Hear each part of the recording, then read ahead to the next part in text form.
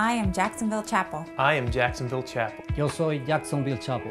I represent over 75 years of God's grace in North Jersey. I am one part of a diverse group. Yo soy parte de un grupo diverso. I am one part of diverse group of Christ followers. Many ages, many cultures, many people united with one goal. En una misma meta. To love God, love people, and serve the world. I am a missionary in my world. I am called to walk closer, to go deeper, to reach further. I am Jacksonville Chapel. I am Jacksonville Chapel. I am Jacksonville Chapel.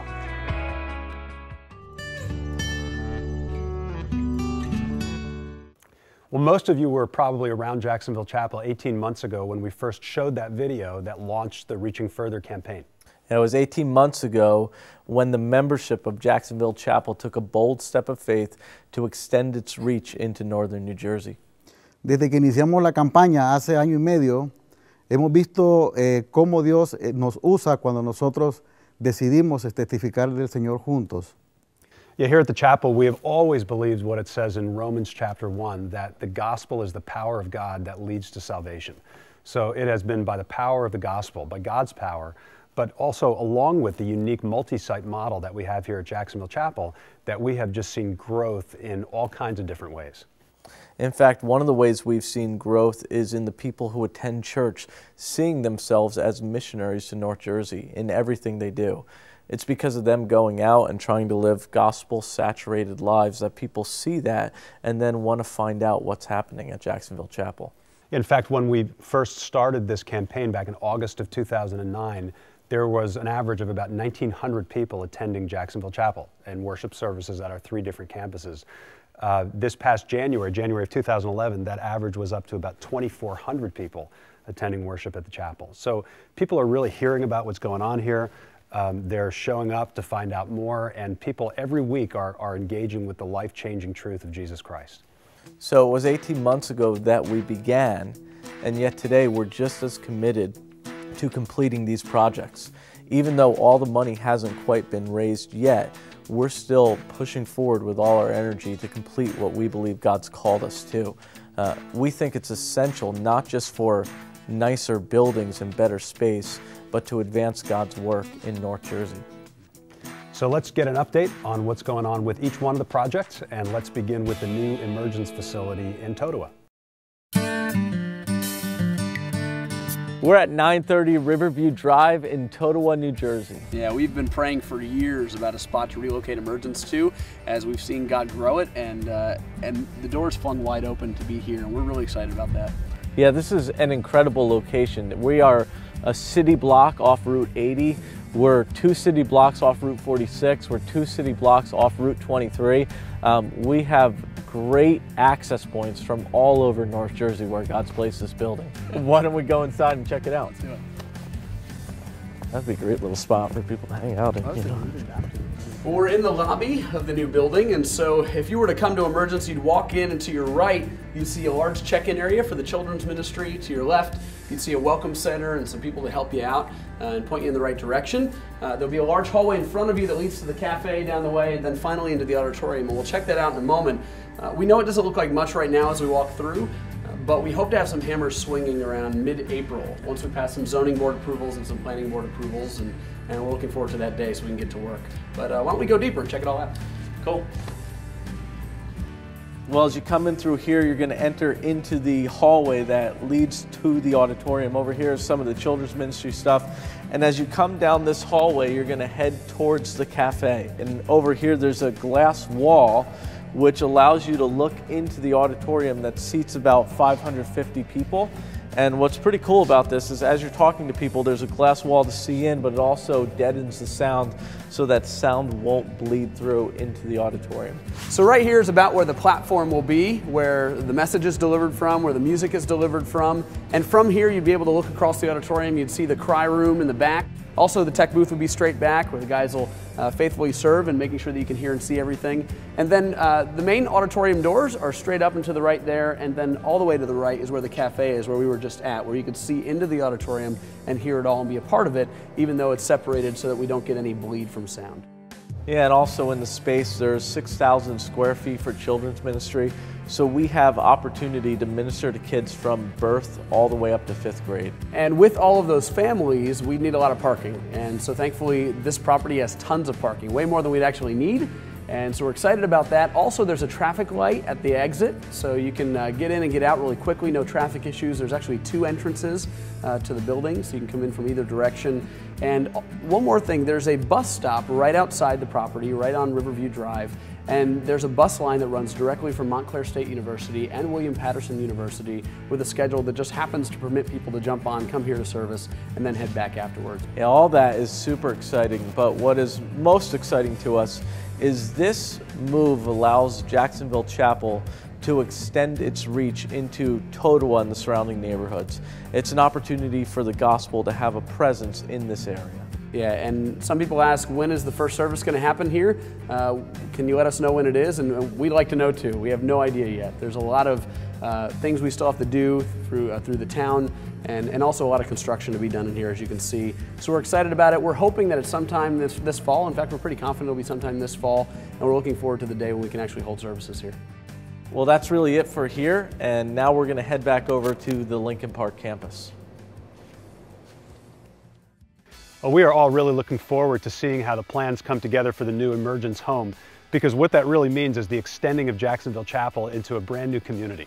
But at the same time, we're really excited about moving forward on some projects here at the Lincoln Park campus. So I have here with me Chad Groff. Chad is the pastor of student ministries, and Chad's going to walk us through some of the changes that we're looking forward to seeing through the Reaching Further campaign.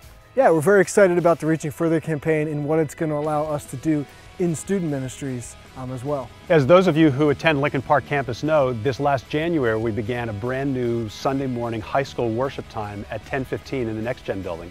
And we also moved our middle school worship time to 11:30, mostly because we couldn't have both at the same time with only access to the Next Gen building. Yeah. As Emergence moves to Totowa and relocates there, that's going to allow us to be able to have high schoolers using the Ministry Center South building on Sunday morning. And so at 10:15, they'll be worshiping there, allowing middle school to worship at 10:15 and 11:30 in the Next Gen building. We're going to continue to do combined Emergence and Lincoln Park ministry on Sunday nights with both middle school and high school. So if you are a family that is relocating with Emergence to Totowa, that will be your connection, will be the Sunday night ministry and a lot of the other events that we're doing. And you know, the exciting thing about the progress of the campaign right now is that we have raised almost all the money necessary for the Emergence move. So now we can really give our focus to designing the Ministry Center South for youth ministries. And that's going to mean a brand new cafe. It's going to mean a whole new look and feel for the building and all the equipment necessary to make those changes. Yeah. Not only will it be inside, but we're also going to be doing some things outside here as well, in putting up some lights and some rec facilities, places to hang out and connect together outside as well. So what we're looking forward to seeing is in the very near future, in the coming months, you'll see some of these changes begin to take shape. Once they're designed, they'll be built. And we're really excited to see this summer high school kids, middle school kids out here using these recreational facilities. It's going to be great to see that, won't it? Yeah, I'm excited about it. Well, I think my ride is here for my next update. So Chad, thanks for your time. All right, thanks, Talk Dan. to you soon. All right. Hola, Wilfredo. Hi, Dave. So where are we heading? A Crossroad. All right.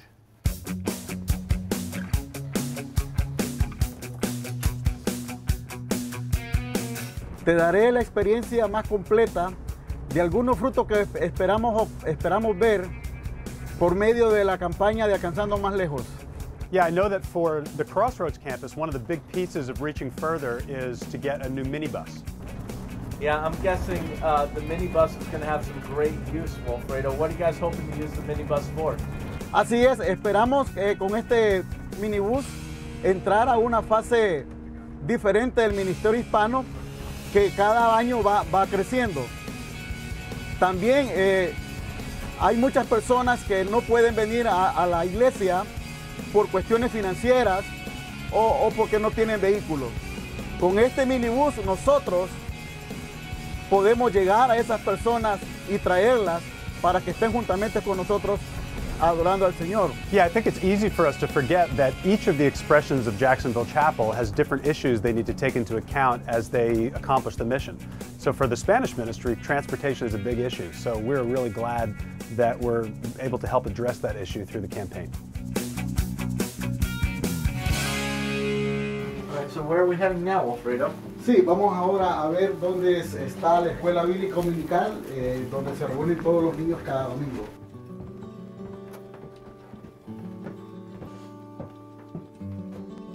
Sí, este es el apartamento donde nosotros vivíamos y la asistencia de la escuela bíblica se ha duplicado. Ya no vivimos nosotros aquí, sino que estamos en otro lugar y estamos emocionados de que esto se pueda convertir realmente en salones de clase para nuestros niños. Yeah, we're really excited about that too, and we all realize it is about time we get this done, and very soon. Sí, es muy pronto. La experiencia cada domingo es muy maravillosa. Nosotros hemos también crecido de una manera fuerte. Sabemos que todavía no contamos con todas las facilidades para poder servir a las demás personas, pero mientras eso no se logra, nosotros vamos a movernos para adelante. Y cuando nosotros obtengamos todas esas facilidades, va a ser un motivo de gozo y alegría para cada uno de nosotros. Well, there's one last piece of the campaign that we want to update you on, and that is our partnership with Hope for 1,000 Hills in Rwanda.